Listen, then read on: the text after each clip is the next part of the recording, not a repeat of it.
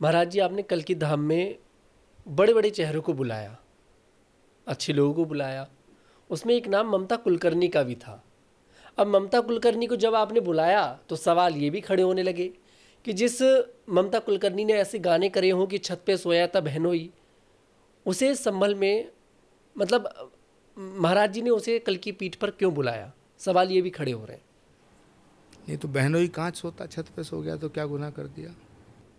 इस तरह के गाने करे, आरोप लगे। जब उनको देखिए महामंडलेश्वर बनाया गया था तब भी इस बात पर सवाल खड़े हुए थे कि वहाँ पर ममता कुलकर्णी को महामंडलेश्वर आखिरकार कैसे बनाया एक जा बहुत सकता है। पुरानी फिल्म में गाना आया था, यार हमारी बात सुनो, जिसने पाप ना किया हो, जो पापी ना हो। तो मनुष्य है, मनुष्य से गलतियां होती हैं। ममता कुलकर्णी से भी गलतियां हुई होंगी, लेकिन हमारा धर्म कहता है, हमारा शास्त्र कहता है कि जो प्रायश्चित कर ले वो पुण्यात्मा। तो भगवान तो सबका है, कलाकारों का भी भगवान है।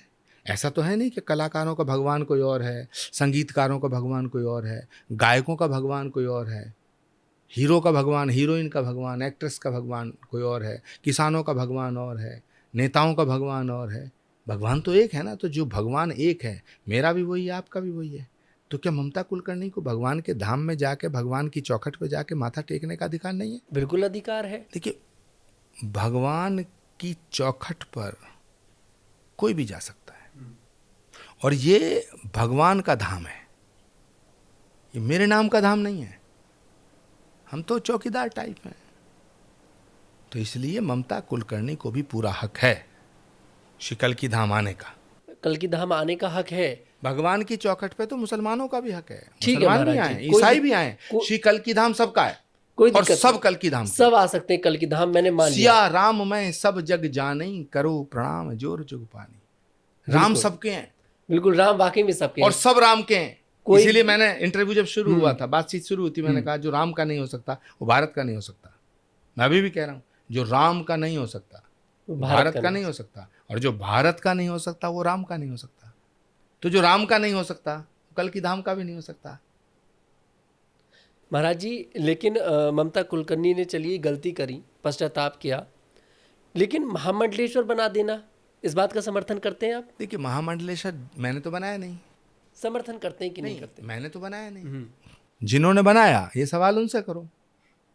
उन्होंने बनाया तो कुछ सोच के बनाया होगा, कब मनुष्य के जीवन में परिवर्तन आ जाए, ट्रांसफॉर्मेशन हो जाए, किसका जीवन कब रूपांतरित हो जाए, इस पर कोई टिप्पणी नहीं की जा सकती। वाल्मीकि का उदाहरण हमारे सामने है या नहीं है? तो सवाल इस बात का है कि भगवान सबका है। नर्तकी का भी भगवान है, नृत्यांगना का भी भगवान है, गायकों का भी भगवान है, सपेरों का भी भगवान है, इन पेड़ पौधों का भी भगवान है, नदी लांडों का भी भगवान है, हिमालय का भी भगवान है, पत्थरों का भगवान है। इसीलिए सनातन कहता है कण कण में परमात्मा व्याप्त है, यत्र तत्र सर्वत्र ईशावास्यमिदं सर्वम यत् किंचित जगत्याम जगत।